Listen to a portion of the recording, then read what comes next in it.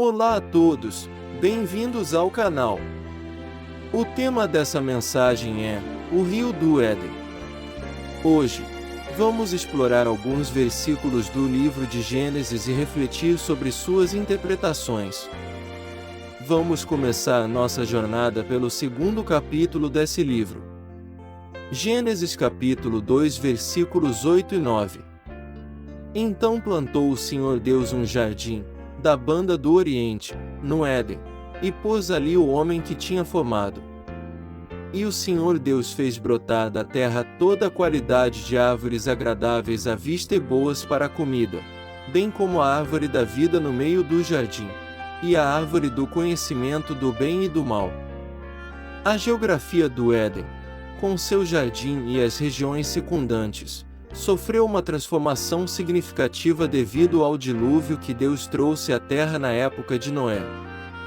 Embora esses detalhes possam ser valiosos para estudos científicos e geográficos, é evidente que seu propósito transcende meramente esses campos, dada a magnitude dessas alterações e a distância temporal envolvida. Veja que, apesar de Deus ter criado toda a terra, Ele conferiu um cuidado especial à região oriental do Éden. Versículo 10.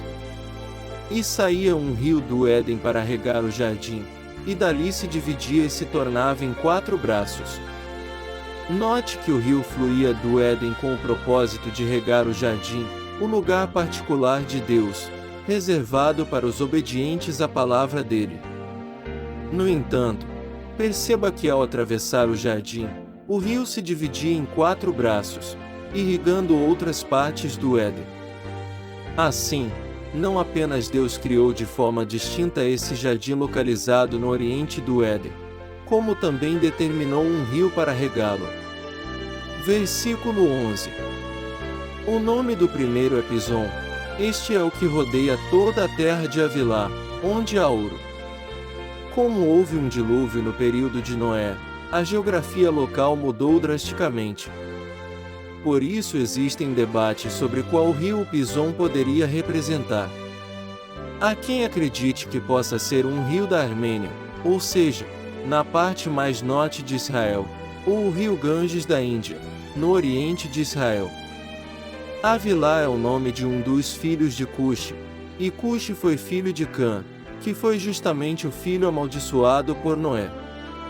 E é dessa geração amaldiçoada de Cuxi que se descendeu grande parte dos inimigos do povo de Israel.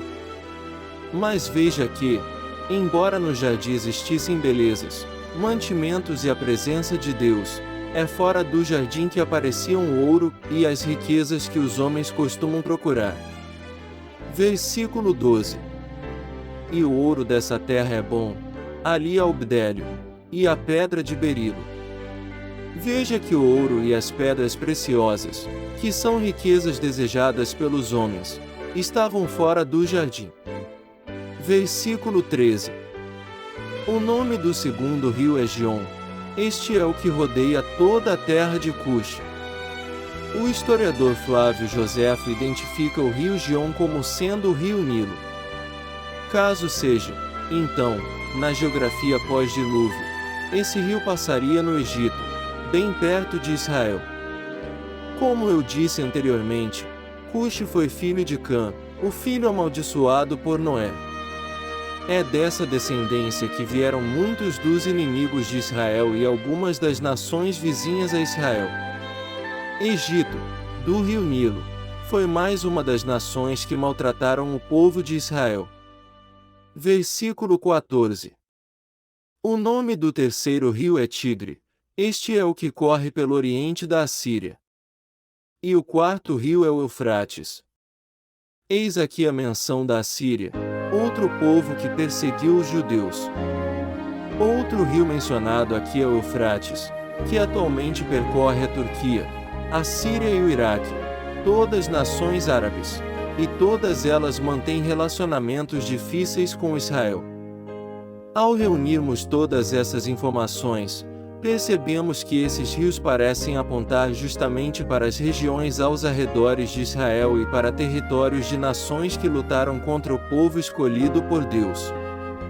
No início dessa mensagem, vimos que Deus escolheu uma região no oriente do Éden para tratá-la de forma especial, onde ele plantou um jardim particular. Nesse jardim, Deus ofereceu a possibilidade de vida eterna, o conhecimento do bem e do mal, mantimentos e sua presença ao entardecer. Além disso, também vimos que Deus criou um rio para nutrir e dar vida a essa porção de terra única. Com base em todas essas informações, podemos agora fazer uma interpretação teológica sobre o assunto. O Jardim do Éden representa Israel, que é o jardim de Deus, a região particular do Senhor Deus nesta terra. Assim como o jardim foi plantado no oriente do Éden, Deus plantou Israel no oriente da terra. Foi em Israel que Deus estabeleceu uma nação que seria chamada de seu povo e fez a sua aliança. A árvore do conhecimento do bem e do mal simboliza a lei de Deus. A lei que Deus entregou a Israel no Monte Sinai. Perceba que essa árvore, embora trouxesse o conhecimento do bem e do mal, também trazia a morte caso o homem comesse dela. Repetindo, o jardim representa Israel, o jardim de Deus, e a árvore do bem e do mal representa a lei de Deus. Deus estabeleceu uma relação direta entre obedecer a Ele e a árvore que representa a sua lei, mas mostrou que a lei não é o meio de salvação. Ao contrário disso, a lei condena, e condena a morte. Entretanto, assim como Deus colocou a árvore do conhecimento do bem e do mal, que mata, Deus também fez nascer a árvore da vida eterna. Então, se de um lado temos a árvore da morte, do outro temos a árvore da vida. Pois, se no Monte Sinai o Senhor Deus entregou a lei que condena e mata, no outro monte, no Calvário, o Senhor Deus nos propõe a vida eterna através do sacrifício do seu Filho, Cristo Jesus. E essa ação de oferecer a vida e a morte, a bênção e a maldição, se assemelha a outras passagens que estão nas Escrituras. Portanto, a árvore da vida eterna representa Jesus Cristo, que veio a essa terra, em Israel, no jardim particular do Senhor Deus. Mas entenda que o mesmo rio que o Senhor Deus usou para regar e dar vida ao seu jardim, também é dividido em 4 partes para regar e alimentar outras regiões que estão fora do jardim. De forma análoga, a obra de redenção do Senhor Deus que começou em Israel, também se espalhou para dar vida a todos os 4 cantos do planeta. Compare agora o Jardim do Éden que acabamos de estudar com o Jardim Celestial que Deus tem preparado para os que creem em Jesus. Apocalipse capítulo 22 versículos do 1 ao 3. E mostrou-me o rio puro da água da vida, claro como cristal, que procedia do trono de Deus e do Cordeiro.